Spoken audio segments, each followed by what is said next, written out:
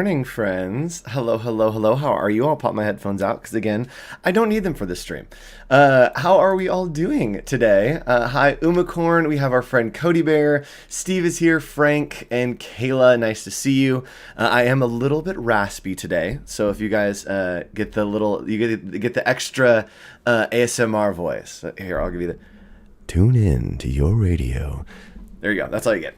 Welcome to the show. We are here doing another daily creative challenge for Adobe Illustrator. My name is Andrew Hawkrattle. Hello, nice to meet you.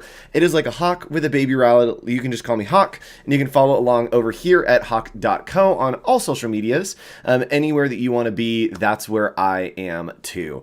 All right, let's go ahead and talk about what we're doing today. And I have one very special announcement that I want to point out.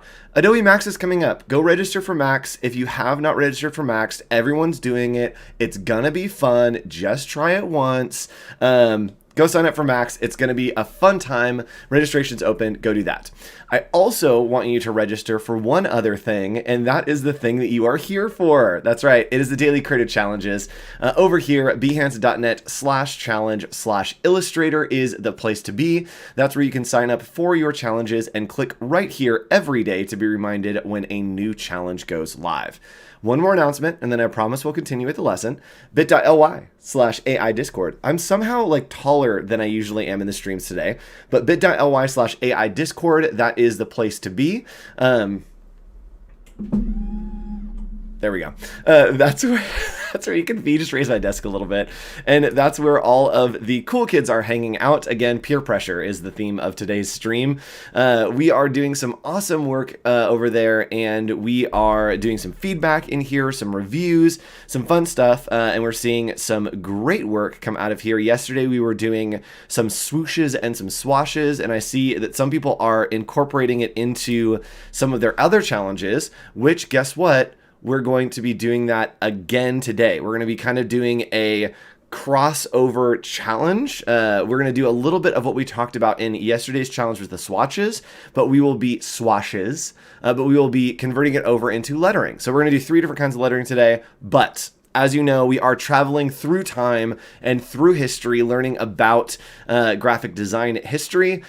If you're with me, you're not just going to learn something in the Adobe programs, you're also going to learn a little bit of history because it's important to the way that we see the world around us. So I know that we do have Cody Bear here today, and everyone say hi, Cody Bear, give a nice little wave emoji. But I do think that I need to film 2 versions of this. I do think I'm getting a call from our other moderator, Wade. Hello? Hey, Andrew, I know you're streaming and everything, but I just wanted to check and make sure that everything is ready for my visit. Yeah, it's next week, right? No, that's tomorrow. Oh, it's happening tomorrow. Yeah. I gotta go.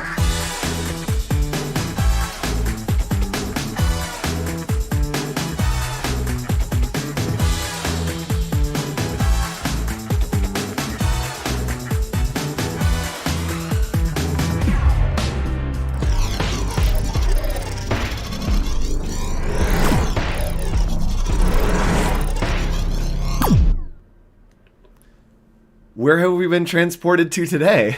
That's the question, and my crown is keying out just a little bit on that green screen, but we are here, and we have landed in a new time through our bathtub time machine. We are in 1692, the era of King Louis XIV, and yes, my liege, I will be your king for the day. Yes, up in rank, very much.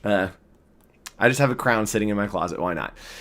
So we are going to be in 1692 today.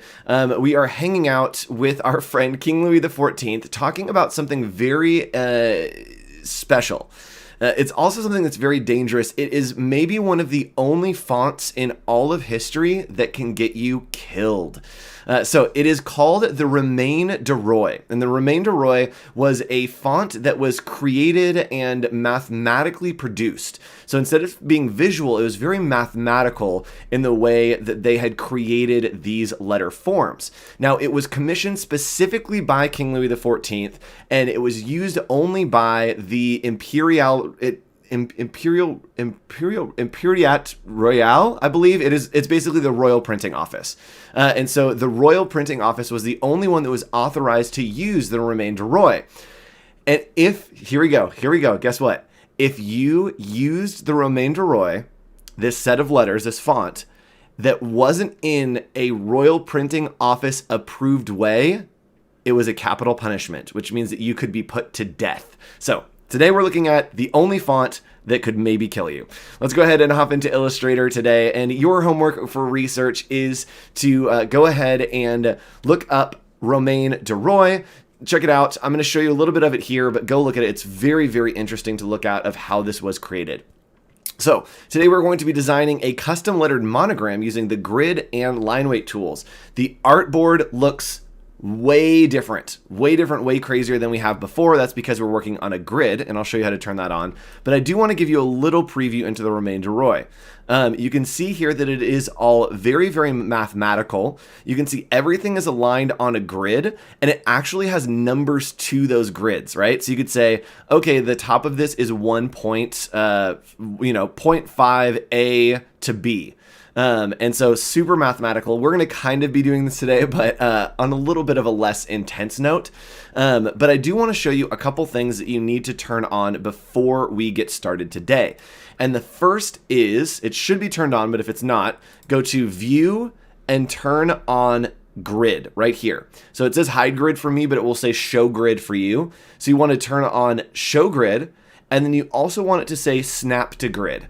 And Snap to Grid is basically going to make it so that if we make a shape, so I'm just going to grab a square here, it will only go pixel by pixel. So you can see there that it is staying on that grid as I make it, and that's what we want. So we don't want anything to be fractional here. We want everything to be perfectly on the grid as we start to create it.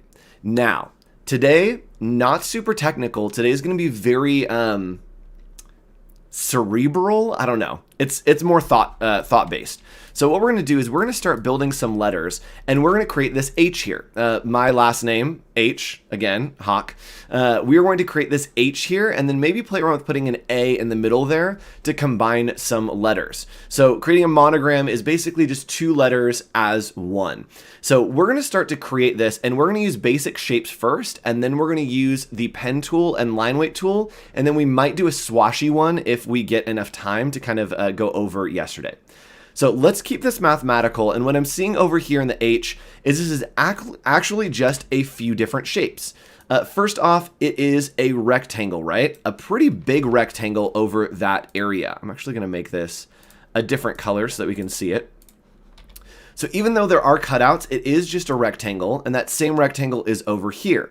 Now it has these circles, and these circles are basically cutting out. So that means that we have another circle that's maybe coming 1 point down and out to the edge, and then another rectangle that is coming all the way down here to join with another circle. So when you are working on your letters for this challenge, only be thinking in terms of simple shapes. Every letter is one of these three shapes. It is either a rectangle, a circle, or maybe an oval, or a triangle. Oh boy, I'm going to say it and I can't find it. There we go. Or a triangle. There we go. So it's one of these three shapes. So as you're building a letter for your monogram, be thinking in how can I make it out of these three shapes, right? H's, B's, this would be an O, a C, a G. This would be an A, a V, a Y. Every letter is made out of those three basic shapes. So let's go ahead and hop in here and try to make an H. And we're going to try to stay on the grid here. So we're going to make it a 3 columns across. Actually, let's do 3 columns across. And then we'll go all the way down. And you can see that we have 2 columns at the bottom there. So today is really just a practice on thinking through simple shapes and using that grid system. Now we can see there's 2 here, there's 2 there, and there's 2 extra rows there. And we're going to click and drag holding Alt or Option. And you can see that it's moving it by 1 box at a time. That's what we want, just 1 box at a time. And to me, it feels like this is too wide. And so we can very easily bring this in so that now we have 3 boxes. That's looking pretty good to me. Now, I do want to create a serif on these. And even though it is a rectangle, we can create a serif by doing some little rounded edges of a circle. So I'm going to grab a circle and really zoom in here. And you can see that it has 1, 2, 3, 4, 5, 6, 7, 8 in here. I want to do about maybe have a serif of 2. So I'm going to grab the ellipse tool, which is just L, and we're going to make a perfect circle here to have that rounded corner. I'm going to click and drag, and you can see that it's starting to drag out. Now, I do want it to be about halfway through, so we're going to make this circle 4 pixels. So as we click out, 1, 2, 3, 4. So it is 4 by 4, and you can see it snapping to each of those, which is what we want. Make that a different color so we can see it. Now, we have done 2 rows on top, right, that are just open. Hotkeys, please. I am using click and drag, holding Alt or Option. The hotkey for the ellipse is L. And then we're using V and space to move around. So you can see here that we have 2 up here. I can use that mathematically and just click and drag, holding Alt or Option. And we're going to drag that all the way down so that now there are 2 on the bottom here. Now, that's what we're going to cut out. And so to cut things out, we know that we want this curve right here, but the rest of it needs to be a rectangle. So we are going to use the rectangle tool, which is just M. And again, use this grid to click and drag to the edges of that circle. Now, I don't want it actually to hit the entire circle. I just want it to hit that cutout. So we're using these simple shapes so that we have the right cutouts, and thinking through that we want this to be a nice little serif there. So I'm going to make one other box, which is just M. I use the hotkey there. And we're going to hold Shift to select all of these together. We're just grabbing all of the red pieces. Another way to do that, if you just need red pieces and it's the only red, is to hit Y, which is the magic wands tool, and click on it, and it will grab everything that is that color. So from there, we are going to unite these by just clicking on Unite. And there we go. We have that little cutout for that H, and that's looking pretty good for what we want. And I'm going to mirror that by just clicking Rotate. So hitting R and hitting Enter, which is rotate, we're going to rotate by 180 degrees and hit Copy, which makes a copy of it. And then we can click and drag that over to the side, right? So it's looking pretty good now, but I might want this to go in a little bit further. So we're going to grab A, which is the direct selection tool, and I'm just going to use the arrow keys. And instead of moving by pixels, you can see on the grid when we have the snap to grid, by using the left and right arrows, we're going to move it by a certain amount of pixels. So I'm actually going to move it all the way over there. We're going to make it super thin. And from there, again, just hitting R and then rotating 180 and hitting Copy. So there we go. We've got 2 there, and I'm going to click and drag holding Alt or Option as well. And then we are going to join all these together, making a compound path by selecting them all and going to Object, Object, Compound Path, Make. And the same thing back here, Command 8 is that hotkey. We're going to select all of this and then cut it out. And now you can see we have those awesome little serifs, which are looking great. And maybe I want to angle them a little bit. I can grab the direct selection tool up here and just move them up by 1 pixel. And so now we're having some really cute little letters with some awesome little serifs. So that's looking good. And we know that this horizontal is set at 2 pixels or 2 boxes, right? That it's really 2 different boxes right here. So let's go ahead and do 2 boxes right in the middle of this document. And I do have that guide on there for you. So we're going to click and drag using M, which is the rectangle tool, and click down 2 boxes. There's 1, there's 2. And we're going to put that right in the middle and then just drag it across. And now we have that H. So that's how we can build something using those simple shapes. I do want to skip over. In theory, we could add an A to this very quickly using the same mathematical principles that we had, right? That it would probably be 2 pixels, and we would just drag it down and then bring it over. So we could use those same principles that we had using our mathematical capital royal H, yes. Using the mathematical kind of measurements that we had used, we could add another A, but I do want to show you another way to do this. So we're going to move this off to the side. I do want to talk about line weights, and so that's why I want to show you this different way to do that. We can grab the line segment tool over here, which is just the backslash, And again, we're going to keep our proportions. So we're going to go 4 in and 2 down. And we're just clicking and holding Shift to go 4 in and 2 down. Now, right now it doesn't have anything on it. To add a stroke, you can simply come over here, right, where this stroke is, make sure that that is on the front. And then we are going to hit the black, and that is going to fill it with a stroke. Now, we are going to increase the stroke to maybe 20. Sure. It doesn't really matter because we're going to be using the line weight tool. So we're on the grid, and let's go ahead and use the line weight tool. And we used this a little bit yesterday, but we're going to use it to make things a little bit better today, and a little more precise. We want it to be thick at the top and then thinner as it kind of curves in, create a very French-looking type. So we're going to grab the line width tool, there we go, Shift W, and we're going to click on this anchor point, and we want it to start out pretty wide. So we're going to bring it all the way out on our grid to that column. Now, in the middle of this, right, which we have marked right here, we maybe don't want it as wide. So what we can do is we're going to click and drag, and I'm actually just going to let this go. And I think that we said that it's an 8 pixel by 8 pixels, so we want it to go 4 out.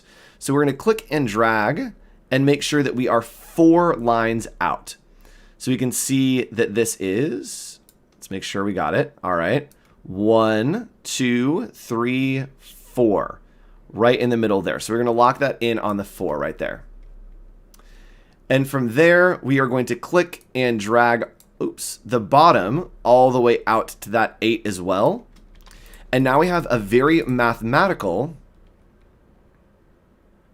is that aligned? That somehow doesn't feel like it's aligned. Are my measurements off? Let me pull this. Oh, it is. It's too far. There we go.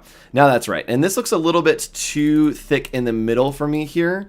And so I'm going to go ahead and hold Shift or grab that width tool again. And we're just going to bring it 2 out. So 2 boxes. And now we've used the line width tool to kind of create that very quick, easy H, right? We're going to bring that over here. Same thing. So we have that H. It looks a little bit too wide. So bring it into the next one right there. And from there, we can kind of work with the line width tool to create our next piece, which is just the crossbar right here, right across the middle. Just use the line segment tool right there. And we're going to increase the width of that to that 20. And if we wanted to, we could do the same thing here. Use that line width tool and pull it up maybe to the line that we see in the middle right there. And then right in the center of this, and it looks like we are off center. This needs to come in one more. There we go. Then right in the center of this, we can use that line width tool to pull it in just a little bit to give it some nice kind of embellishment. So I'm just going to pull it in to just 1 on that grid, right? So there's a nice little H. I'm going to turn off those guides, just hitting Control and semicolon right there. And now we've got a nice little H using that line width tool. And something that's cool is you can hit Controller Command Y, and check this out. It is really only an H, right? It is only just lines, but we've used that line width tool to really make it something unique and special. Now, if I wanted to also create the A, maybe we could take that, and because the line weight tool will keep our dimensions, we can do this. And this isn't necessarily a French style that we're working with. This is, it feels French. In theory, this would be more of a Tuscan lettering would kind of be the zone that this would fall into. But because we keep those dimensions, we can stay on the grid and our line width will actually stay the same as we use the direct selection tool to maybe incorporate an A into this as well. I didn't go far enough, did I? Nope, needs to go all the way to the center. Let's turn that guide back on. There we go. So that's looking pretty good. Maybe let's join it and see what happens. That looks terrible. And maybe we just scale this down, and it is going to scale those effects for us. There we go. That actually looks kind of cool.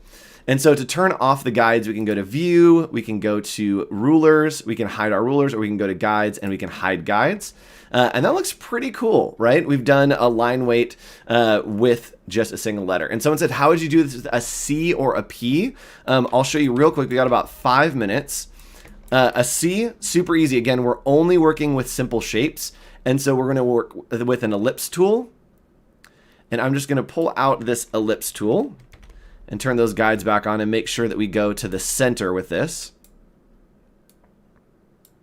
So again, we're just thinking in simple shapes. What I would do is I would grab the pen tool with this selected and find a point like this, right? Oops. Find a point that it is moving across one of these pieces. So maybe right there, it's hitting that guide.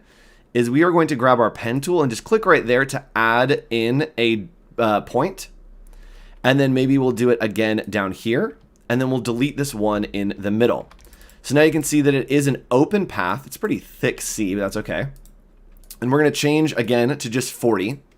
And then we can use the line width tool here to select this, use the line width tool, and then we are going to maybe pull it all the way out to that next line. It's going to pull all the way out to that grid. And then maybe in the middle here, we just want it to be 1 or 2. We're going to pull it in there. And you can see that now it is kind of creating those different line widths using that tool. And I actually probably on this kind of letter would do the top and the bottom. So I would make it so that this kind of is much larger on the top and bottom. And then it comes in on some of the edges. Oops. Here. So then this edge would come in a little bit closer. And the same thing here. Make sure those all match up. But I would do something like this. And that feels like maybe it's a little bit too much. But you could get some great kind of dimension using those. Now, what I want you to do is create some letters, right? Create a monogram of maybe your first and last initial. And I want you to create it using the line weights tool and just using simple lines like we did here. But then also create a version like this that is actually shapes. I want you to create all of it on the grid. And if you can, remember this, take a screenshot just like this. So remember how we created that H? And I'm actually going to do... We're not. Remember how we created this H using those simple shapes? I would love to see something like this. Show me what shapes you are using to create those letters. Now the G is getting way more complicated, but this is kind of what we did with the C, right? We had, maybe we use the line weight tool. Let's try to mirror that actually. That's a good reference. Let's pull this out to be 1 full column. And then the top and bottom will maybe be half of a column. So pull those in. Maybe we pull this all the way out. 1 full column right there. That looks good. And then it looks like this goes back to 1 full column all the way there. Swoop. And then 1 down here. There we go. And now we've got some nice, you can see that width, right? It looks really good. And yes, Garrett, with the W. W can actually be pretty easy. Just remember working with your line widths, what you want to create. So W is literally 2 triangles, right? Is 2 triangles. So let's even just grab one of these. A W is probably going to look like this. Let's put that on a grid. I literally have 1 minute to show you this. But it's probably going to look something like this, to where you have 2 of these, right, a line on a grid, and then select them and go to Transform, Reflect, Copy, and it's going to reflect those. And you may have to play around a little bit with where these kind of align, but a W really is just those lines. There we go. Kind of creating something like that. So using that line width tool, you can get these really fun little serifs, and then building it out with triangles would also be a good recommendation for you to try. So good luck, everyone. And Bernadette, Corey, yes, B and K, really fun letters. The K especially is going to be a fun letter to play with. So make your monogram and then post it right here, bit.ly/AI Discord. We will take a look at that, give some feedback, and make sure that you stick around for the next stream. It's going to be a very fun packaging stream. So stick around with that. I know that we have I believe Lisa is the guest. I kind of looked at the schedule, but I know that our friend Nick Longo is hosting, one of my favorites. So stick around with Nick and with his guest for some awesome packaging design. It's going to be a great time. And what I want you guys to leave some banana emojis for Nick when we get there. Some nice protein boost for him as we get in there. Calcium? Potassium. That's what it is. So have fun. Stick around from the next stream and load up on some potassium, everyone. Stay healthy and drink some water. I'll see you tomorrow.